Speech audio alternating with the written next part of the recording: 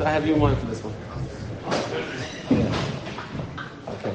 Okay, this will be the last installment of the Sephardim Ashkenaz Minhagim Halacha, separation.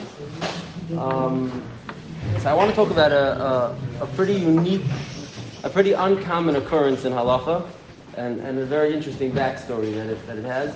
This one also is maybe the only one that's worthy of the original title of the supremacy of Sephardic Minhagim. This is the one that earns the title. Okay, so as follows: there's a din we're all familiar with. The shaila, if a person is supposed to put on tefillin on Chol Hamoed or not, right? Now the Seder Dvarim is as follows: the Gemara in Eruvin and Shabbos Darshan, the tefillin is called the Eis.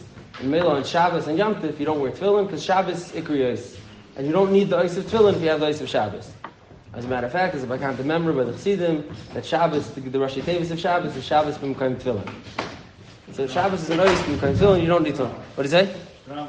There's tons of them. Shramel, yeah. Oh, that's it. That's right. That's the Chassidish one, right? Shramel, exactly. Shramel with b'mekayim tefillin, exactly. Yeah, thank you.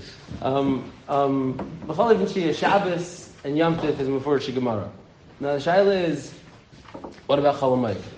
So off the bat, there is no Gemara that talks about wearing tefillin on Chol Hamoed. So there's many rayas, Lakan, all the Rishonim bring Bekaris from, every Rishon brings his Makar from where he is. Some Seif, I saw during the week, someone compiled a list, there's about 80 Rishonim who wrote on it. So it's a very, very well, it's been worked through the topic. Of the Rishonim who wrote on it, the majority of them hold that one should wear tefillin on Chol Hamoed, with a bracha, without a bracha, as a shmuz. Okay, b'chalif and shiyah, there's no consensus, amongst the poskim what to do. Now, interestingly, Rashi and the Rambam, both of them, don't write anywhere about the shayla about wearing tefillin on Chol Hamoed.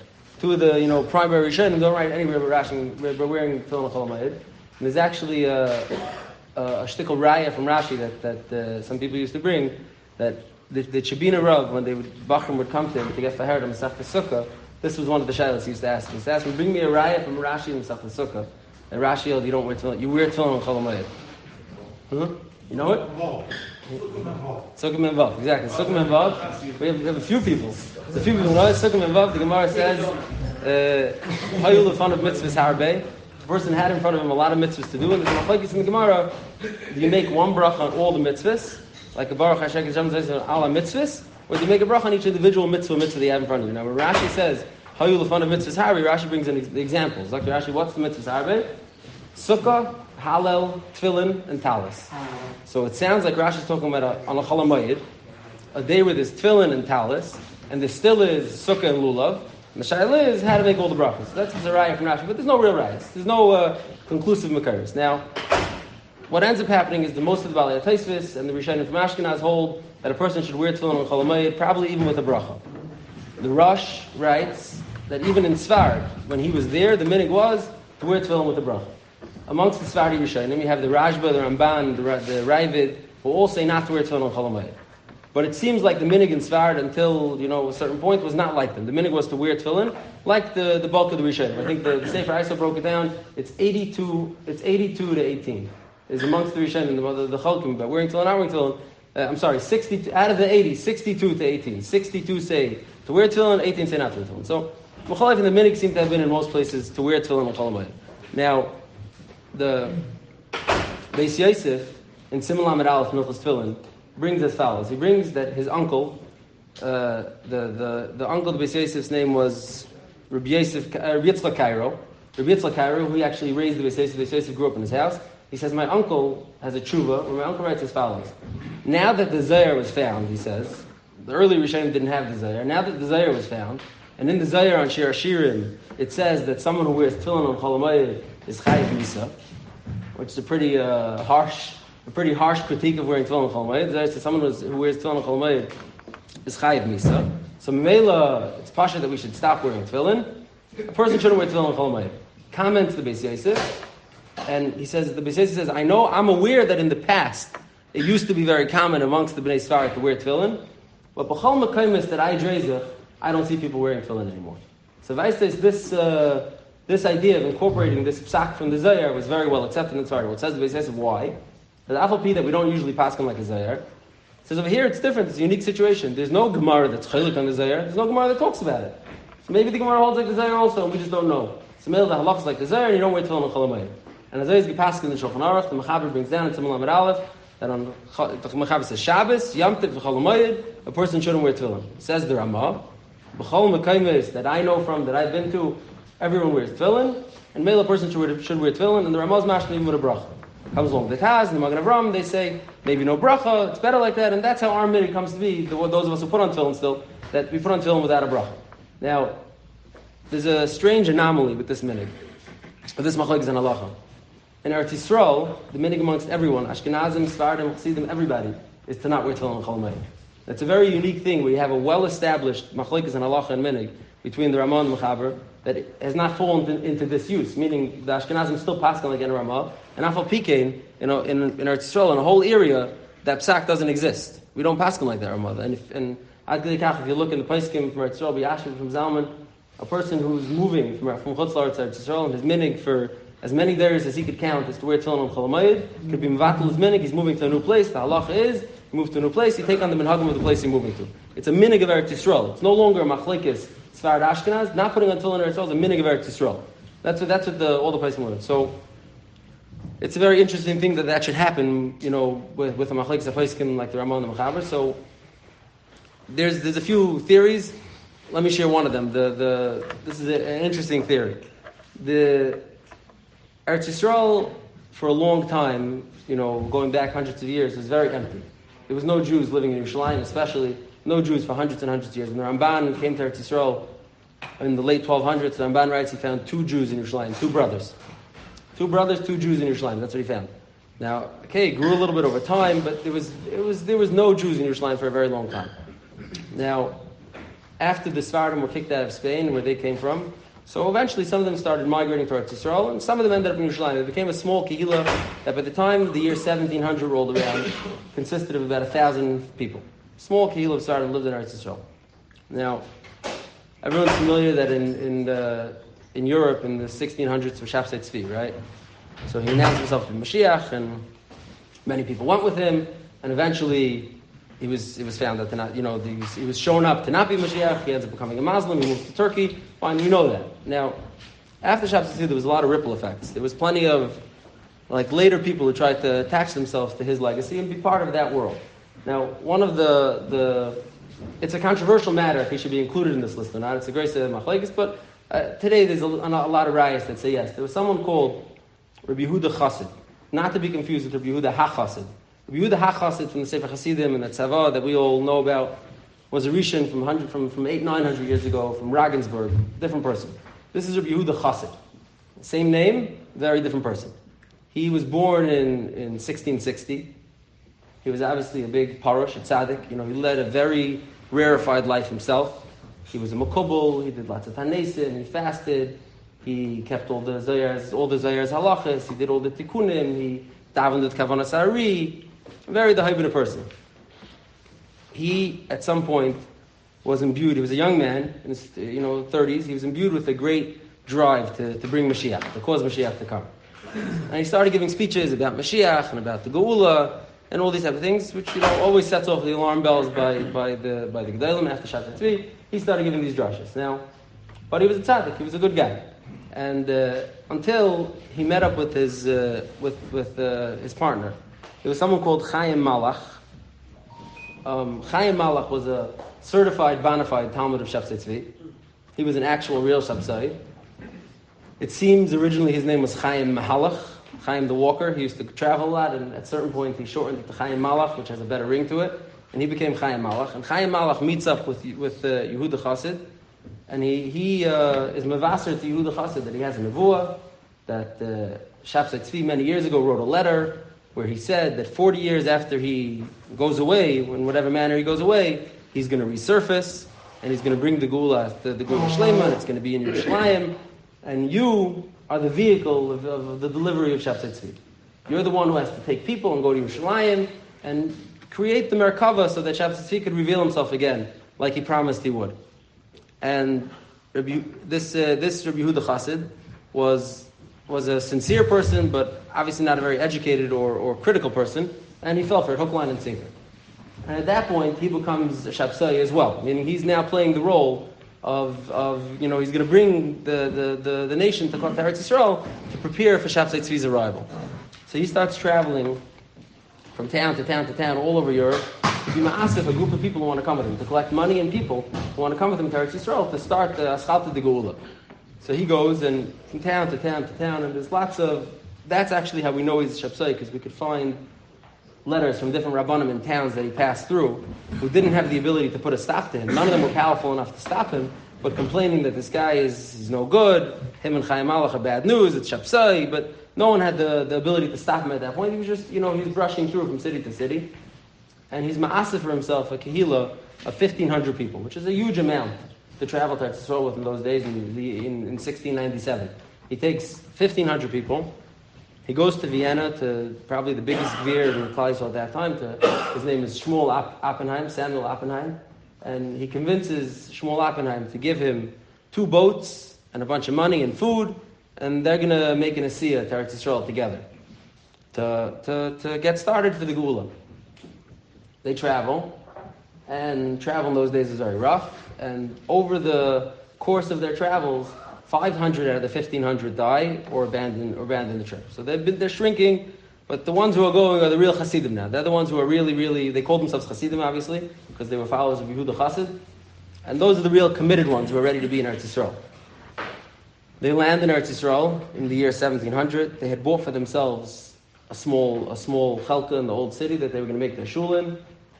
And they go there. And part of the nevuah that Chaim Malach was mavased to them was that there was going to be a whole specific, like, Seder Hiskalos. They were all going to go to the mikveh. Then they were going to go to the Kaisel and daven all night until Alois. And then at Alois, there was going to be a revealing. There was like a whole Seder that he explained to them how Shapsai Tzvi would reveal himself. So the first part of the Seder was to go to the mikveh, and they went to the mikveh, and Yehuda Chassid, who was probably very worn down and somewhat ill from his travels, develops from what we can tell today, seems to be cellulitis, and 4 days later he's dead, and that's the end of the dream. Yehuda Chassid dies, 4 days later he's dead, they bury him, and his Hasidim are in turmoil. It didn't come to fruition, he didn't come, the whole thing's over. He's buried in some ma'ara that they just found in 2011, they just found his kever. No one even knew where he was. When he was tossed away, buried somewhere in 2011, they just found his kever, and his Hasidim are in turmoil now, they don't know what to do. Now, incidentally, the piece of land that they bought in Yerushalayim to make their shul is a very famous piece of land. Everybody knows it. It's the Churva shul. It's called Churvas Rabbi Yehuda HaChassid. It's not Rabbi Yehuda HaChassid. It's Churvas Rabbi Yehuda Chassid. And we'll see in a second why it was called Churva. Now, his Hasidim are still there. And now already, Rabbanim from all over Europe are catching on to the fact who these people are and what they're up to. The local community in Yerushalayim is reporting that they're very bizarre. They don't keep the halachas normally. They have all sorts of strange minhagim. This is not a regular kehila. They're seeing them up close. They're sending letters out to all over Europe, and now starts building a consensus that these people are very bad, and you have to get rid of them. The Chacham Tzvi writes he just writes Layam Aretz Chassid. That's his critique. The Rabbi Yaakov Emden writes in it. Moshe Chagiz writes in it, and the one who takes it upon himself to really clean up the mess is Rav David Oppenheimer. Now, Rav David Oppenheimer is the Rav of Prague. He is the brother of Shmuel Oppenheim. Now, Shmuel Oppenheim is dead at this point already. His younger brother, Rav David Oppenheim, was one of the Gedolei Hadar, the Rav of Prague, writes Shel Shuvas Nishal David, which is 10, 12 volumes, a gadol, was the Nasi of Eretz Yisrael at that time. That was his stellar. Being that he came from a wealthy family, which you could see from his own writings, he came from a wealthy family, he had access to a lot of the Gevirim and money, and he was very instrumental in sending money to Eretz Yisrael to take care of these families that needed. So he becomes the one who's really commits upon himself to stamp out the Hasidim of Yehuda Chassid from Yerushalayim. And he writes letters and letters, and they're very interesting to read, where he warns them exactly how they have to be noyig, and you can't do anything strange, and etc., and he bans them from taking money from the kupa, till they're drying up on all sides, they're not able to get money anymore, and they start borrowing from the local Arabs in the area to build their shul, to pay for their life. At a certain point, the Ponzi scheme is up. They don't have from where to pay it from. And on Shabbos HaGadol of 1720, 20 years after they arrived, the Arabs pour into the shul of Rabbi Yehuda Chassid and turned it into Churvas Rabbi Yehuda Chassid. And that's how it got the name, Churvas Rabbi Yehuda Chassid for the next long time. And they chased these people out of Yerushalayim, and they move on to the Sephardi Kehillah in Yerushalayim and say, okay, fine, now we got rid of these Jews, now you guys pay the debt of these guys. These guys left behind, millions of whatever, I don't know what the currency would be in 1700 in Yerushalayim, whatever it is, Turkish, whatever, they left over that, you paid up. So the Sephardi Kehillah tells them, listen, do we look anything like them? Do we talk anything like them? Do we behave anything like them? We don't daven with them. Two different nations. We have no idea who these people are. We don't know where they showed up from. They're not related to us. They go in front of a judge. The judge says, these are Sephardim, these are Jews. This we know. These are not Jews. They're not achroi for this random tribe of imposters that showed up in Yerushalayim. And no problem, they're off the chayv.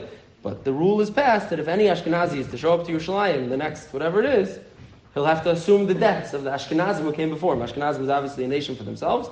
Whenever another Ashkenazi comes, he's going to pay the debt.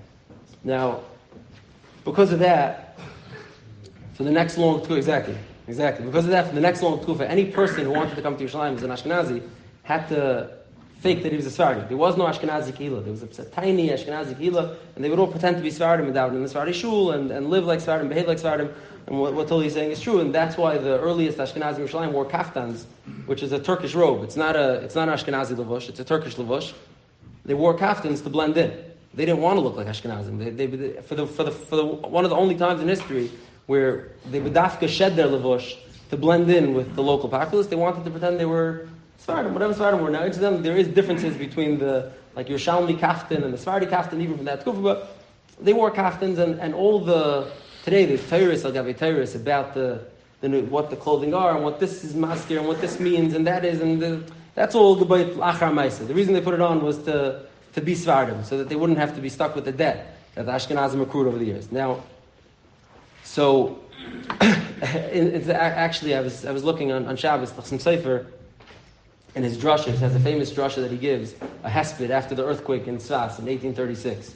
And in it he's writing about a letter that Rabbi Yisrael of Shklov, who the next person who occupies the shul, the Chorvas of Yudai Chassid, is Rabbi Yisrael of Shklov, who moves from Tzfas in 1836 and takes it over. And he decides to keep it chorva because he says, Kol habayna chorva achas b'Yerushalayim is kilu, so Mela, he calls it chorva because it's a point of pride.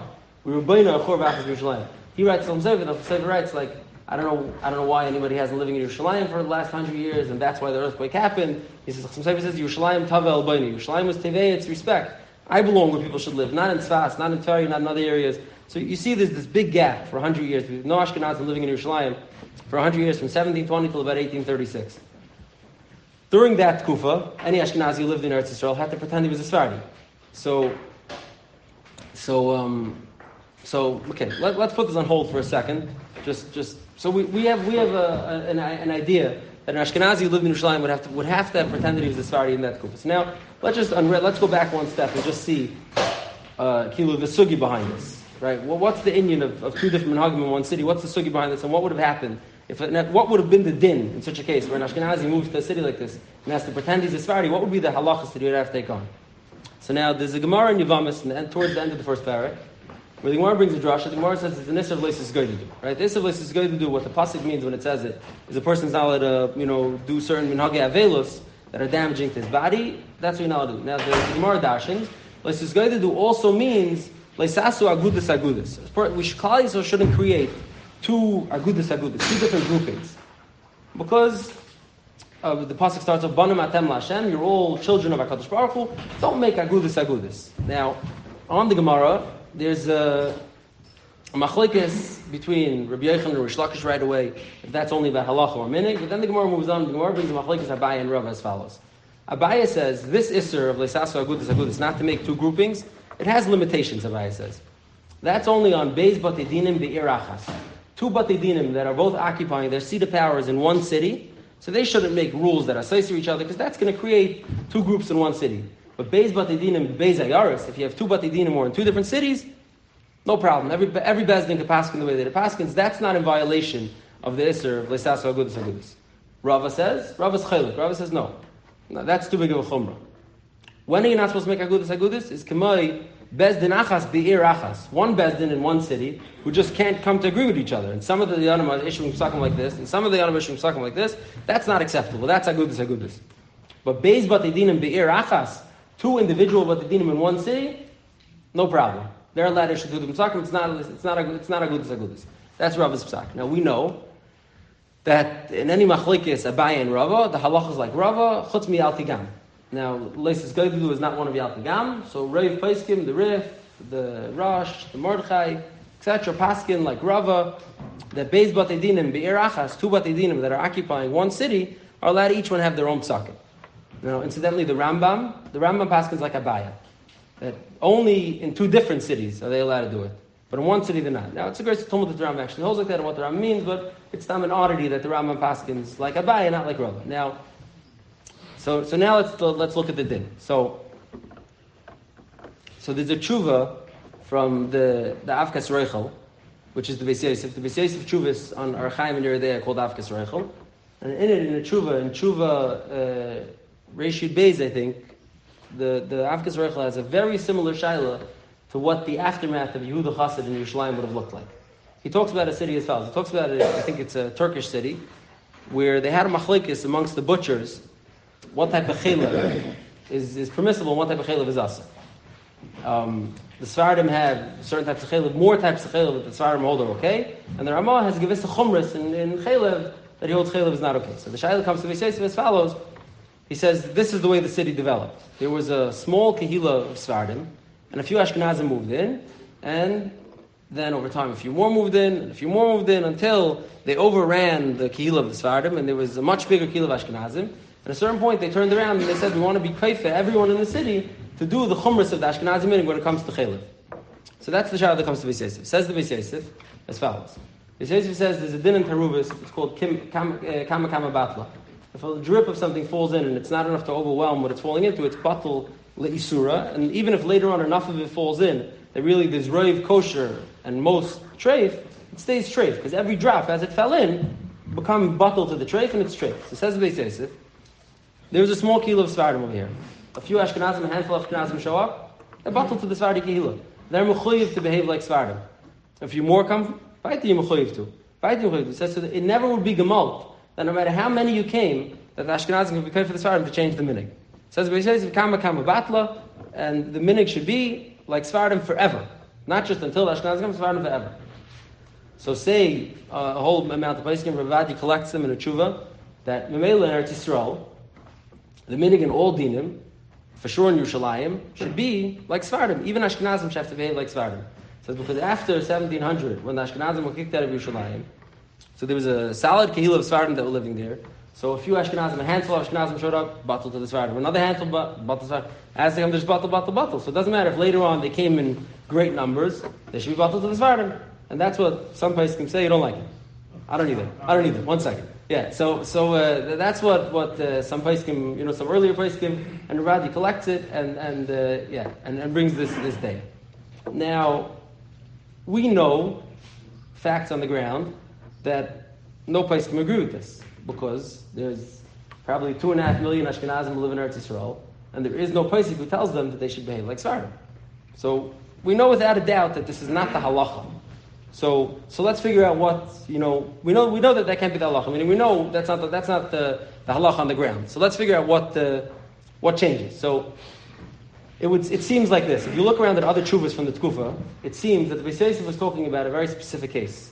There's actually, there's a steer in the Beis Yosef. The Beis Yosef in Avkas Reichel and Simul Chavchas brings a very similar shaila, and he says a different answer. He brings a shaila as follows. He brings a shaila where there's an old kehila in an area that is noyei k'minhag Rambam. Later on, a new kehila moves in together as a kehila that's bigger than them, who's not noyeg like the Rambam, who's noyeg like Ashkenazim, and now they want to force the noyeg like the Rambam to come and change to them. Says the Beis Yosef, no, the kehila, the original kehila, the Rambam kehila doesn't have to change. Why? Because A, the Rambam is a Greisa Paisik, they have what the B'Samachan, and B, he says, I can ask me like this guy to do. There's two kehilas. He says, no, each one of them is a bezdin mifnei atzma, it's beis batedin and be'erachas. So you see, the Beis Yosef himself was comfortable with the fact that he could have two kehilas in one city. He wasn't passing like the Rambam, that you're not allowed to have two kehilas in one city. So if you look at the other chuvas from that tkufa, you'll see that the Beis Yosef's shaila in Reshid Beis, or Reish Vav, whatever we said it was a very interesting, it was a very different shaila. It was a shaila of where the Ashkenazim didn't come as a kehila b'fnei atzma. It was mamash like Yerushalayim. It was a shaila where there was only one kehillah. And the Ashkenazim were too small to ever form their own kehillah. So whoever came joined the kehillah that existed. In that case, says the Beis Yosef, kama batla. That's not Beis Batei Dinim be'erachas. That would be Beis Dinachas be'erachas. And now you're trying to split the shul off, or the Sephardim or the Ashkenazim trying to be kaifet. That you can't do. That's one thing. Let's just go to do. You're not allowed to change it. But in a case where it's two kehillas, of course not let's just go to do. So now if you look, there's a tshuva from the Mari Ben Lev, there's a tshuva from the Marashdam, where they say a chiddush. That any time someone comes from a well-known kehillah, Lamashal Sephardim, Ashkenazim, Siddim, Yemenites, it's a well-known kehillah with well-known customs, well-known minhagim. What do you say? It's a davar chashuv. It's you come as if you come with the whole bezdin that you come from. You only came with 11 neshamas, and you're not a whole bezdin, not a whole important thing. You are tachas l'shlita of the bezdin you come from. You're not an unknown. You're not a taruvis. You're not an unknown object that fell into an unknown mix, and you're a taruvis, now you batal. You're not a taruvis. You come from there. It's a very well-known source. It's a well-understood source. You come from there. And Mela, anyone who comes, even if they come in small numbers, the Mari Ben Lev read this very clearly, so even if they come in a trickle, they come 5 a day, it doesn't matter. They're coming as representatives of a kehillah. And the minhag taka was, when the Mugurashi Sfar, the people who were leaving Spain, were leaving in the late 1400s, as they broke into new kehillahs, they always formed their own kehillah.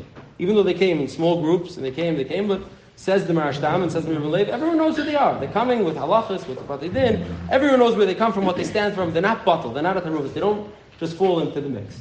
So that can't be the reason why the minhag in Eretz Yisrael, circling back to where we started from, is not to wear tefillin for everyone. It can't be just kama batla and Ashkenazi mittel minhag was bottled because of that tkufa. So what is the reason? So there's a very interesting Minchas Elazar in Ois Chaim V'Shalom. Minchas Elazar writes that he says, Vaistais, min Shemayim they wanted that Eretz Yisrael should have a different minhag. He doesn't give a reason why this should be. He says, Vaistais, HaKadosh Baruch Hu wanted Eretz Yisrael should have a different minhag, and I'll tell you why, he says. Because pay attention to who was immigrating to Eretz Yisrael in the Tkuf. He says, look, in 1700, Rabbi Yehuda HaChassid immigrates. He rather says only nice things about him. He doesn't mention that he was a Shepsai. In 1700, Rabbi Yehuda HaChassid does the immigration. Says then he gets kicked out. So Rabbi Yehuda HaChassid, who was a Mekubal, the Kabbalim didn't wear tefillin on Chol Hamoed. So he was like the minhag Kabbalah, he didn't wear tefillin on Chol Hamoed. Then who's left? Sephardim. Sephardim, like the Beis Yosef, the Din, they don't wear tefillin on Chol Hamoed. So then who comes next is Talmidei Hagra. The Goyin also doesn't wear tefillin on Chol Hamoed. The Goyin writes, there's no Makar and Bavli, Mela we don't do it. The Goyin doesn't need it all. Who comes next? Talmidei Baal Shem Tov. Chassidim don't either wear tefillin, because they try to do the Kabbalistic Minhagim. He says, and then who comes next? This is the kicker. So then who comes next is the Tzionim, and they don't either wear tefillin ever. So Memela Vaistais min Shemayim HaKadosh Baruch Hu did not want. I kid you not, it says that. It says Vaistais min Shemayim Hashem did not want that tefillin and Chol Hamoed should be a thing. Now, it's a little bit. I mean, take it or leave it. I guess it's hard to say that because there is no reason why. I mean, the way we understand, there should be no reason why it's all should be different. So it's a little interesting to understand that. Now, I did see that Reb Mordechai Eliyahu, the former chief rabbi of Eretz Yisrael, he takes the Minchas Elazar and expounds on it. He says that a chelik of the Tahalich HaGeula, like the bringing to the Geula, is that the Minhagim of the Zayar should become more accepted. And Mela Eretz Yisrael, which is going to be the place that has the Geula, that's why HaKadosh Baruch Hu wanted. But again, weiter, it's take it or leave it. What do you say? Exactly, it's Tziyoni take. It's right, it's Tziyoni take. If that talks to you, fine. If it doesn't, it doesn't. If you look in the Paiskim, like Reb Shlomo Zalman, or Shmuel Vosner, or Moshe, they all say that the din is that minhag hamakim gets the chaymer of minhag hamakim, even if it's wrong. Meaning, even if it shouldn't have been that way, even if Ashkenazim really shouldn't have that minhag. Reb Moshe says, matter of factly, the minhag Eretz became this because the people who lived there kept this minhag. And there wasn't a well-established kehillah. There was an Ashkenazi kehillah that kept this minhag. There was a Sephardi kehillah that kept this minhag. So when the next groups of people came, they just had to do the minhag hamakim. That's the din. He says, you're right. It shouldn't be the din. And he says, if a person wants to be machmer in his house to put on tefillin in Eretz Yisrael, kol hakavod, you should. Because the Ashkenazi minhag maker din is that you should. But the minhag Eretz Yisrael became kilu. Matter of fact, no val zaydav zayin Eretz Yisrael, not because that leads to geula, not because kam battle. The person can just say very matter of fact, the minhag gets a taikif. The minhag gets a taikif, even if there's no reason why the minhag should have a taikif. So l'chayra, the real reason why in Eretz Yisrael, even though there's a great Halachic Paiskim of putting on tefillin and Chol Hamoed, is just simply that. The minhag in Eretz Yisrael that developed over time was to do that. And Memela, that's the minhag today, and everyone who moves there keeps that minhag. And as I is, that's it. Mitzvah Shem, next week I will talk about nittel. We're almost getting to nittel. We'll You've just experienced another Torah class brought to you by TorahAnytime.com.